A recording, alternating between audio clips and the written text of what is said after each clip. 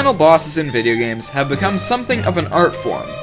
By that, I mean they usually give the best a video game has to offer to the gamer. They usually play great, they tie up the game's story well, and sometimes they even have great music. So now, I'm going to present a list of what I think are the 15 final battles that fit these criteria best. Now, before we start, there's a bit of an obvious warning I'd like to point out. There is a massive amount of spoilers on this list. So, you have been warned. Let's go!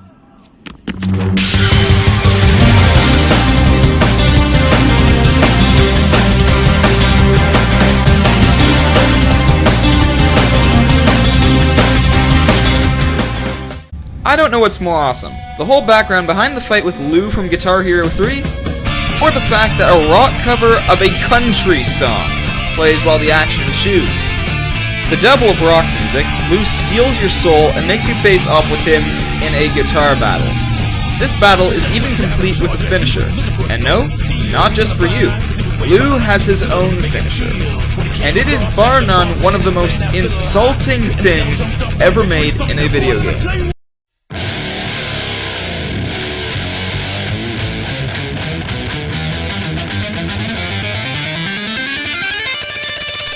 Yeah, I know. I lost. Alright, can we please just sit down and talk about this?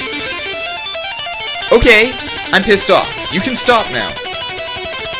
Sweet rock and roll Jesus! Lou and Dr. Robotnik ought to go bowling sometime!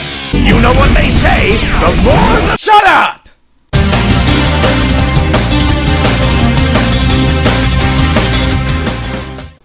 You know, it's sad. I know a lot of people who never even knew 02 from Kirby 64 even existed because of the requirements for facing it. The creators of the game really took the fight to an epic scale of seriousness. 02 is the last thing you'd ever expect to see in a Kirby game.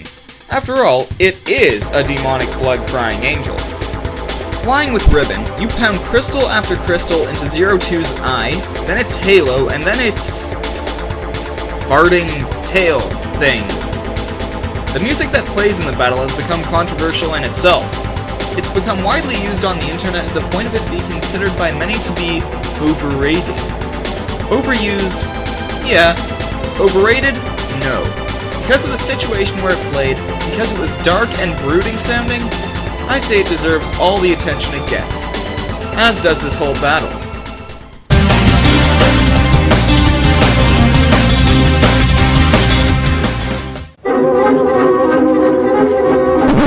Wrong witch. She uses a broomstick.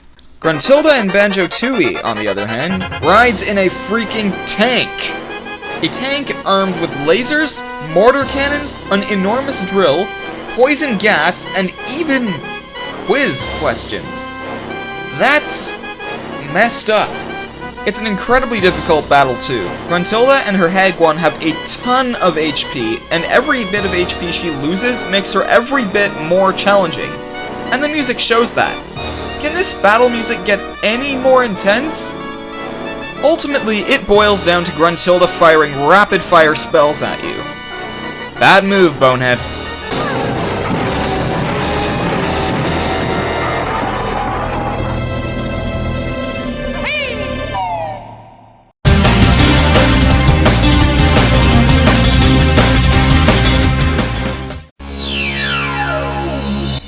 Hell yeah. The final boss of Sonic Adventure 2 pits you against a gigantic lizard fused to a space colony while you're fighting through space as super-powered hedgehogs. And while all that jazz happens, a freaking rock song plays. God, where do people come up with all this stuff? As awesome as saving the world from destruction at the hands of a creation of a deceased madman is, the control in this fight is incredibly awkward, and the fight itself can even be pretty annoying. Friggin' lasers! Well, either way you slice it, this is a great fight, but if the gameplay were only better, this would have been much higher.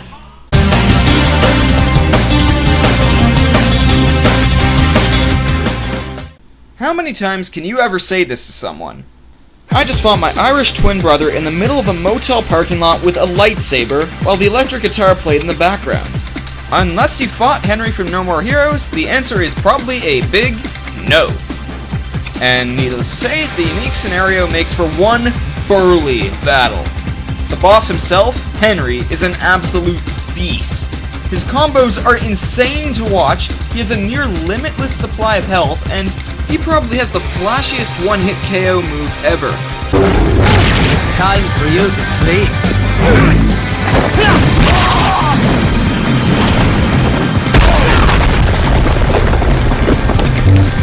This battle also gets some serious points for the cutscene that follows it.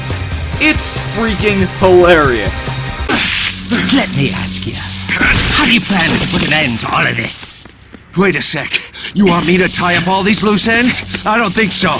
You're the protagonist. I'm just a cool, handsome foil who happens to be your twin brother. Hate to say it, but it's your job.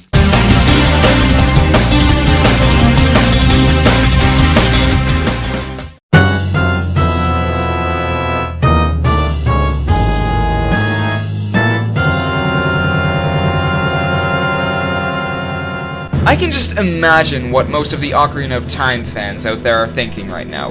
Before you all rage at me for putting Ganon as only number 10 on this list, please hear me out. As I see it, most people that grew up with this game in their childhoods had a very emotional connection to the game. On the other hand, I never had this game in my childhood, and so I never had the same connection to it. Not to mention, playing it nowadays, I think it's really outdated by today's standards. But that doesn't stop me from thinking that this is a great final battle. The Master Sword finisher is classic, and Zelda screams at a nice touch.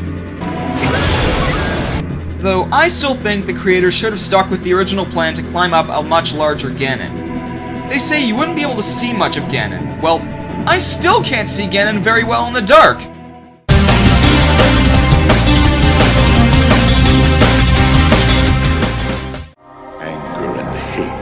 Supreme.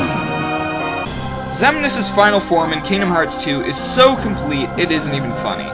It's complete with insane aerial combat, teamwork, playing as Riku when Sora gets captured, and at the end of the battle it features the most awe-inspiring final attack by a villain I have ever seen. I really don't think I need to explain from here on, except I probably should mention that that finisher is pretty sweet.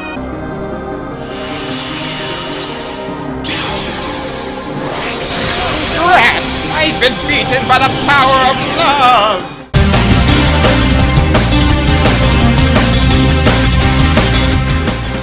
Your entire life has been a mathematical error.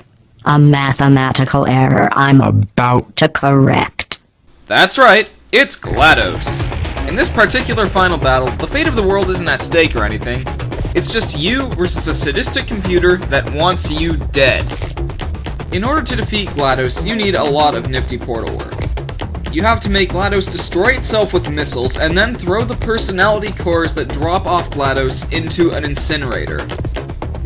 Incinerator? And tiny to pieces, and threw every piece into a fire. Not only does this fight play great, it's probably the single funniest final boss in gaming history. Through the whole fight, GLaDOS makes a plethora of sinister yet hilarious catchphrases. You're not smart. You're not a scientist. You're not a doctor. You're not even a full-time employee. Where did your life go so wrong? Also, most of the cores that drop off GLaDOS talk to you. One is incredibly hyper and curious. Who are you?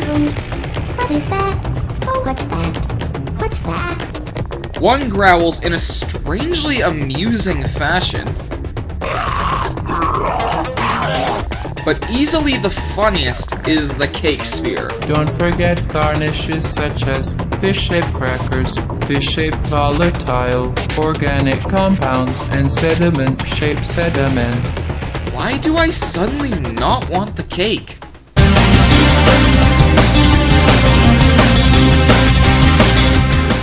I f***ing hate this guy. He always gets the Pokemon that's better than you. You always have to fight this guy at random points in the game. He's annoying as hell, and worst of all, just when you thought you became a Pokemon master by beating Lance, it's revealed Blue became champion right under your nose. So when you finally made it to Blue, it was utterly classic. For many people, this was the very first big finale we ever saw in a video game. Not only was this fight the ultimate challenge because of Blue's wide diversity of Pokémon, but it was also great because you were finally going to give that annoying Grandpa's boy what he deserves. Smell you later, Blue.